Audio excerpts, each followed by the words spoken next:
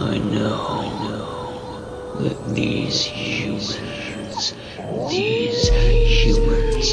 the real animals. I'll huff, and I'll puff, and I'll blow their house down.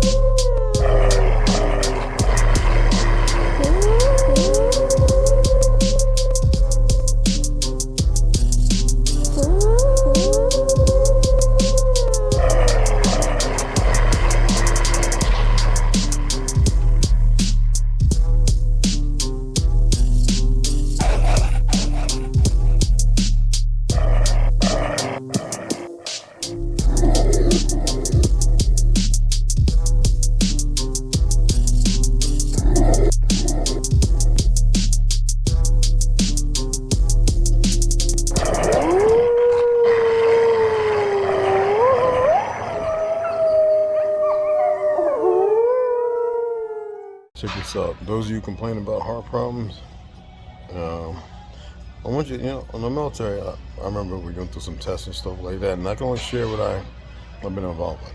Well, I want you to check out what she says, all right? Some crazy shit.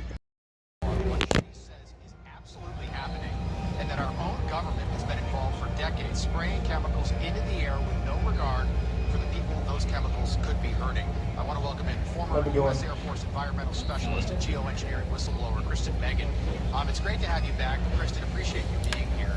So you've been talking about this issue for years now. Can you take us through what you say is absolutely happening?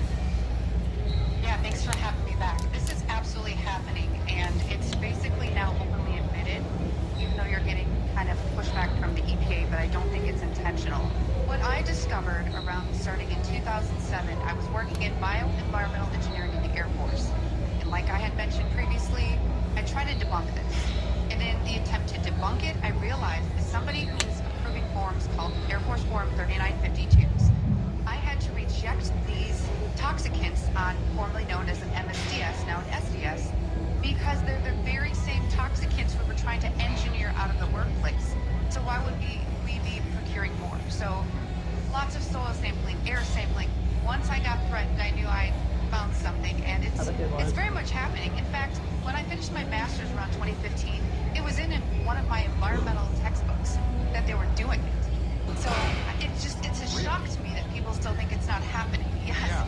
I sold the book, but I wish I still had it. And we can all see it if you look up, and it just doesn't make sense, that it's coming from like a Delta flight flying overhead. So your role in the Air Force, if I'm understanding it correctly, was basically to approve these flights long before takeoff. And eventually, you just said, no, I'm not going to do this anymore. Is that accurate broadly? Well, it wasn't approving the flights. So when you're using hazardous materials, you have to track them from cradle to grave, use and disposal. So when I was in the Air Force, I basically OSHA and EPA, but in the military. So I had to make sure that we were keeping workers safe. So we had to understand what we were bringing on and how could it affect human and environmental health. Right, and people will say to me, they're like, well, we don't think this is happening. If this isn't happening, why have multiple states passed laws banning weather engineering, including Florida, including Texas? Can you explain that? Yeah, that's exactly it. I know a lot of people have taken the angle of, because people still don't believe it. Even if you don't believe it, there's people that are trying to take action saying, look at what they're claiming. Because when the government claims that they're going to do something, they're already doing it. And they're trying to say, even if you don't believe it, would you want it to happen? It has these human and environmental impacts. So, yes, and there's a lot of those legislators have reached out to myself and Dave Wigington over the past couple of years. So they have the information and all the government documents that are on geoengineeringwatch.org. Biggest question, in your opinion, why is this being done? And again, it might not be EPA, could be DARPA, could be War Department, could be private companies, but why are they doing this? I think there's a multitude of reasonings. You control the weather, you can handicap many people. We did it flooding the Ho Chi Minh Trail. But when you have this huge climate change initiative, we needed to find ways to dim the sun and decrease the solar load. So this is fear-based, and I also think it's financial crops, and again, handicapping anyone in war. So it kind of takes away the organic from anything organic you're buying, because this is then sprayed into the air, and then and gravity brings it down. Eventually, the rain brings it down, and it is all over all of us. What are these crops doing to people? Or, I'm sorry, these chemicals doing to people? Well, a lot of them are heavy alkaline metals and salts, and what they do, again, is that synergistic toxicity. You're breathing it in, you have the dermal absorption and an inhalation.